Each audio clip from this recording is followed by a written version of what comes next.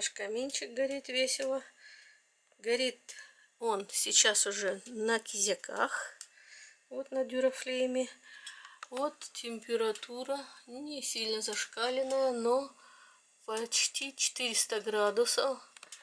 Все тепленькое. Камешек нагрелся, надо снять и использовать его для рук.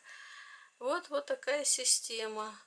И удобно, и тепло, и терапия, и ну все, мне очень удобно с этим каминчиком у меня на балконе, очень получается тепло. Вот, да, забыла вам сказать стоимость этого дюрафлейма. Сейчас я еще раз вам покажу эту коробочку. Вот она коробочка, видите, дюрафлейм. Всего-навсего $12. А стоимость вязанки дров, значит, $9.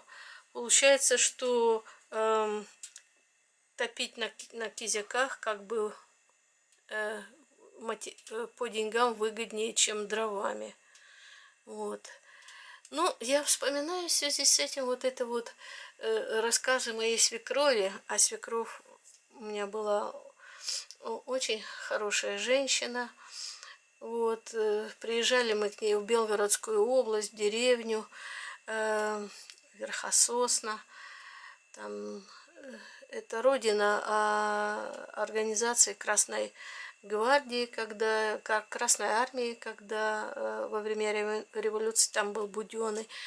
Вот. И вот ее рассказы. И, значит, один из рассказов вспомнился в связи с покупкой вот этого дюрафлейма, как она рассказывала, что конский навоз вот очень ценился в деревне. И если шла, ну вот идут они там на жнива, лошадь покакает, они бегом на перегонки, дети, кто быстрее подберет эту какашку, и несут ее домой, там смешивали с соломой в форме таких вроде как кирпичей, клали, оно высыхало, и потом растапливали и топили печки зимой. Так что ничего дюрафлейм особенного не изобрел. Ну вот, понимаете, я даже не знаю, из чего делают нынешний кизяк.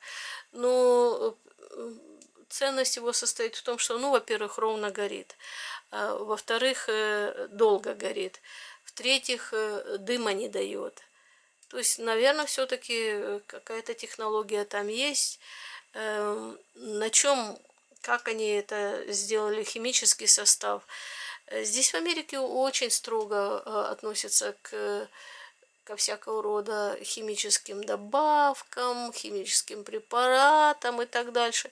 И я думаю, что химический состав, который пользуется в этих дюрафлеймах, то есть это такие брикеты длительного горения, они не вредные для людей. Хотя вот мысль возникла, стоит ли посмотреть на химический состав. Ну, посмотрим в следующий раз. Пишите ваши комментарии. Рада буду слышать ваше мнение. Пока-пока.